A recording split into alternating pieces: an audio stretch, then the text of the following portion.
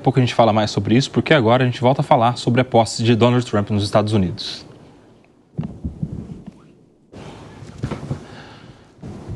Sobre a expectativa para a posse de Donald Trump, nós vamos conversar agora com Lear Pires, professor de Relações Internacionais, que chega no Tá na Roda deste domingo, vai nos ajudar a entender melhor sobre justamente a expectativa para essa posse. Professor, bem-vindo, boa tarde, um prazer te receber aqui na Jovem Pan.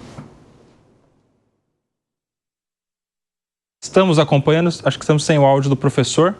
Tenta de novo aí, professor. Estamos sem o áudio, já a gente volta com o professor Lear enquanto a gente resolve este problema, mas toda uma expectativa sobre a posse de Donald Trump, marcada para esse dia 20 de janeiro, depois de eleições que seriam muito acirradas, segundo toda a expectativa. No final das eleições, a gente viu o Donald Trump superando a muitas dessas expectativas, vencendo inclusive em todos os estados pêndulos e voltando à presidência dos Estados Unidos da América para um segundo e último mandato, já que ele não pode mais depois ir para uma nova eleição por previsão constitucional lá nos Estados Unidos. Agora sim, professor Lear, vamos tentar novamente. Boa tarde, bem-vindo ao Tá na Roda. Olá, Nicolas, boa tarde àqueles que nos acompanham nesse momento. Professor, qual é a expectativa, o que esperar dessa cerimônia de posse lá nos Estados Unidos, em Washington, Donald Trump vindo para o seu segundo mandato?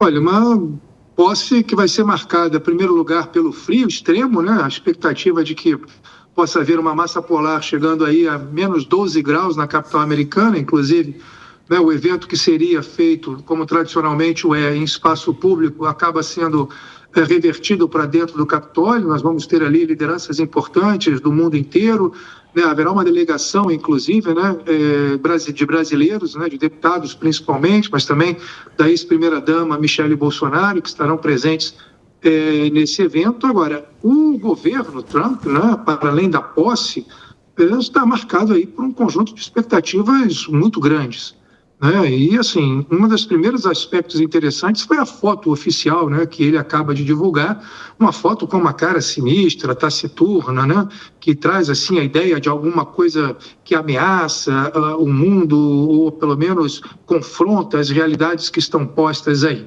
Então, essa primeira expectativa, né, ela é muito grande nesse momento. Esse novo governo Trump, ele vai ser diferente daquele que aconteceu. Por qué? Alguns aspectos você claramente já colocou. O Trump vem muito mais forte nesse segundo mandato do que esteve, né, naquele que vigorou entre 2017 e 2021. Por quê? Porque ele, além de ter tido uma legitimidade social muito grande, né, ter uma eleição muito expressiva, uma vitória eleitoral muito expressiva, ele vem também com maioria no Congresso, tanto na Câmara quanto no Senado, e vem também com maioria na Suprema Corte. Então, assim, ele vem sinalizando algumas questões importantes, né, algumas vinculadas à política interna norte-americana, né, como, por exemplo, a questão dos imigrantes, né, e ele promete um decreto, né, para poder fazer a deportação de imigrantes ilegais quase que de imediato. Então isso deve impactar bastante, né, a ordem política norte-americana.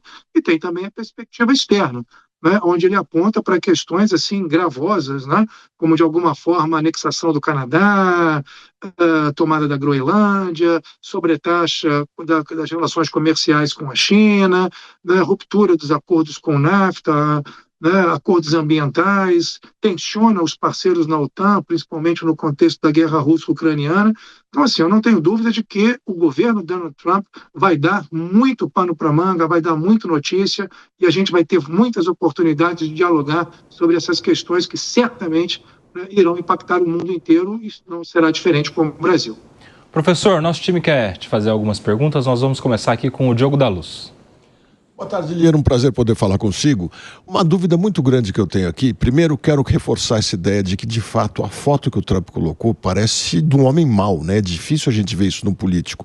Mas ele fez um discurso bastante nacionalista durante a campanha. E dentre seus apoiadores tem um espectro grande.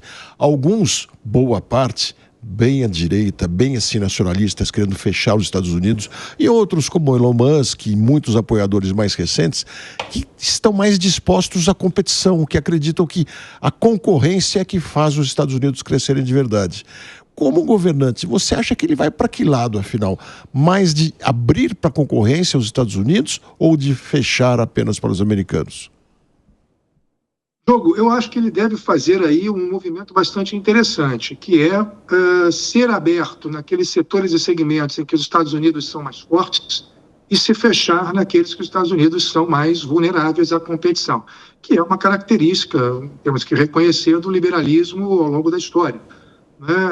Tem uma obra muito interessante, né, chamada Chutando a Escada, de um teórico sul-coreano chamado Ha Jong-chang, onde ele, né, o autor, mostra exatamente essa prática, né, das grandes potências, os Estados Unidos não é diferente, de chutar a escada, ou seja, de retirar os recursos a partir dos quais países periféricos e semiperiféricos poderiam, né, galgar níveis diferentes de desenvolvimento. Então a gente vai ter, por exemplo, na posse, além de políticos, autoridades, etc., né, alguns dos mais importantes CEOs, né, do mundo, por exemplo, Elon Musk, Jeff Bezos, Mark Zuckerberg, dentre outros, estarão presentes na posse de Donald Trump. É claro que esse segmento, né, que é um segmento, por exemplo, que opera no tema aí do programa, das rodas das redes sociais, né, esses segmentos deverão apontar para uma perspectiva de uma liberalização, né, das relações, não apenas do ponto de vista internacional, mas inclusive naquilo que aponta para o Estado norte-americano, né, que deverá ser encolhido nesse sentido. Né? O Elon Musk, inclusive, deve ser um dos líderes, né, desse processo de reorganização interna do Estado americano, o que reforça também um pouco, né, medidas que o Trump adotou, né, ao longo do seu primeiro mandato e que permitiram, temos que reconhecer, até alguns ganhos, né, de massa salarial na ordem de 2,9% ali entre 2017 e 2018. Até 2019 isso foi verdade, depois com a pandemia as coisas, né, ganharam um outro sentido. Agora, nos segmentos em que os Estados Unidos são menos competitivos, a lógica do America First deve prevalecer.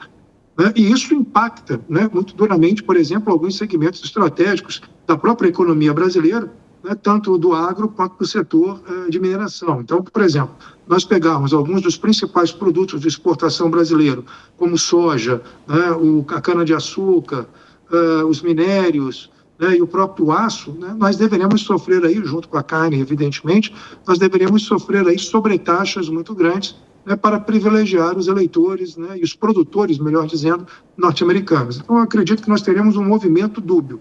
Naqueles segmentos onde os Estados Unidos são mais fortes, são mais competitivos, o Trump deverá forçar, tanto quanto possível, uma abertura comercial, não apenas do ponto de vista interno, mas fundamentalmente do ponto de vista dos mercados externos, onde os produtos americanos são mais competitivos. Agora, do ponto de vista do seu mercado interno, naqueles setores em que a economia americana é mais vulnerável, eu não tenho dúvida, e faço essa aposta com vocês aqui hoje, de que as políticas do Trump serão extremamente nacionalistas, antiliberais nesse sentido. Né? Por quê? Porque irão fechar o mercado americano à concorrência desses produtos, né, que são mais competitivos do que, digamos assim, o similar nacional norte-americano. Professor, pergunta agora do Thiago Pierre. Professor, boa tarde. Minha pergunta é política. Queria saber o seguinte, o ex-presidente Bolsonaro disse que foi convidado para participar da posse, não conseguiu provar, o STF não devolveu o passaporte, ele não pôde ir. Mas na entrevista que ele deu no aeroporto, quando levou a ex-primeira-dama para acompanhar a posse, ele dizia que conta um pouco com a interferência ou a influência do presidente Trump no quesito da inegibilidade dele. Como você acha que o presidente dos Estados Unidos, você acha que ele está preocupado com a questão? Você acha que ele vai bancar essa história ou é um sonho do ex-presidente Bolsonaro? Olha, eu não creio que o Trump esteja preocupado, né? Nem com o Brasil, nem com o Bolsonaro e muito menos, né, com a perspectiva de se o Bolsonaro poderá ou não viajar ou poderá ou não participar do processo político. Mas além da viagem, além da viagem, com a inegibilidade, ele acredita que a influência ou a interferência do Bolsonaro, do presidente Trump, na retirada da inegibilidade dele para que ele volte para o cenário eleitoral? Pois é. É aí que eu ia chegar, né? Por quê? Porque o Trump está prometendo, por exemplo, né, anistiar aqueles que participaram dos eventos no Capitólio, o famoso exemplo, os eventos do 6 de janeiro, né, nos Estados Unidos. Então, assim, existe, né, quanto a isso não há nenhuma dúvida, uma certa aliança do ponto de vista político-ideológico, né, entre os segmentos mais à direita, né, da política brasileira, e o presidente Bolsonaro talvez seja ainda o principal expoente, né, ou a principal liderança desse segmento político em relação ao Donald Trump. Então, assim, é possível que a gente tenha algum tipo de pressão, né, dos Estados Unidos, né, para a reversão de alguns elementos, né, dentro do Brasil. No entanto, né, onde esse ponto poderá ficar mais abrasivo é exatamente dentro das redes sociais.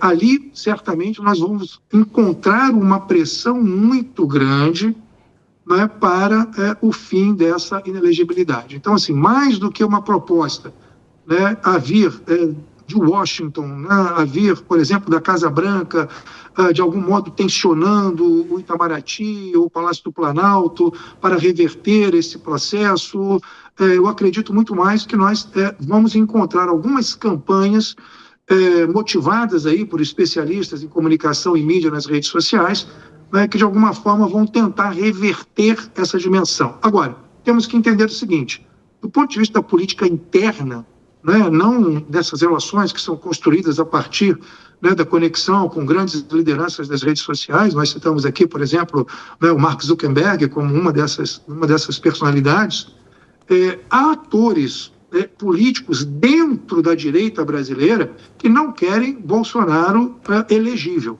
Né, talvez apostem em outras candidaturas, como, por exemplo, a candidatura do atual governador de São Paulo, Tarcísio de Freitas. Então, assim, ainda que essa pressão aconteça por parte de Washington, nós teremos aí resistências que se colocam não apenas no campo da chamada esquerda democrática ou do campo progressista, etc. e tal, mas algumas resistências, quiçá silenciosas, que vão certamente acontecer dentro do próprio campo, né, das forças mais, digamos que mais à direita ou mais conservadoras, inclusive dentro do partido do próprio presidente da República. Muitos ali não querem, né, o ex-presidente como candidato, porque entendem que o confronto com a principal liderança de esquerda do país, que ainda é o presidente Lula, talvez venha a ser mais eficaz se o Bolsonaro estiver apenas como um cabo eleitoral, apenas como uma referência e não como uma figura de proa. E aí poderemos ter aí até uma chapa, que sabe, encabeçada por Tarcísio de Freitas, quem sabe acompanhado aí da ex-primeira-dama Michele Bolsonaro. Tá aí. Conversamos aqui com o professor Lier Pires Ferreira, pesquisador do Núcleo de Estudos dos Países BRICS da Universidade Federal Fluminense. Nos ajudou a entender melhor o cenário para essa posse de Donald Trump lá nos Estados Unidos. Muito obrigado, professor. Sempre uma honra te receber aqui na Jovem Pan. Nelson, um grande abraço, conversar contigo, com toda a bancada do programa e fico à tua disposição para as próximas oportunidades. Será sempre um prazer. Agora eu quero acionar o Fabrício Naitz. Fabrício, temos novidades? Qual é a situação neste momento? O comício estava agendado para começar agora, lá nos Estados Unidos, não é isso? Exatamente, pelas imagens que a gente acompanha aqui, inclusive há pouco elas estavam na tela, está enchendo lá o Capital One Arena no centro de Washington, onde vai acontecer esse comício de Donald Trump e onde amanhã será realizado, inclusive, a parada presidencial, o desfile presidencial, melhor dizendo, que marca a cerimônia de posse de Donald Trump. Mais cedo, agora há poucos minutos, a gente recebeu uma confirmação envolvendo um encontro do vice-presidente eleito J.D. Vance com o vice-presidente da China, Han Zheng, que é o enviado especial representando o presidente chinês Xi Jinping. Segundo o comunicado que foi feito aqui pela campanha de Donald Trump, inclusive, J.D. Vance e Han Zheng se encontraram em Washington e discutiram diversos tópicos, incluindo fentanil, que é uma droga que há uma epidemia de fentanil lá nos Estados Unidos atualmente, comércio e estabilidade regional. Quando a gente fala de estabilidade regional, certamente eles devem ter discutido aqui o tema de Taiwan. Afinal de contas, alguns políticos de Taiwan foram convidados para a posse representando Taiwan. E aí tem um problema, né? Até uma questão de nomenclatura, porque a China considera Taiwan parte do seu território. Taiwan se considera um país independente. Aliás, Taiwan se chama de República da China, enquanto a China que a gente conhece, aquela grande China, é a República Democrática da China. Então, República Popular da China, perdão. Então, há toda essa discussão envolvendo esse território. A questão do fentanil também é muito importante a gente explicar aqui, porque há essa epidemia da droga fentanil, onde parte dos materiais, os produtos utilizados para a fabricação do fentanil entram nos Estados Unidos vindos da China. E aí lá eles são produzidos em laboratório e acabam virando essa droga que tem causado um problema muito grande no país. Tá aí, daqui a pouco a gente volta com mais informações sobre a posse de Donald Trump e esse comício que está previsto para começar em instantes lá nos Estados Unidos.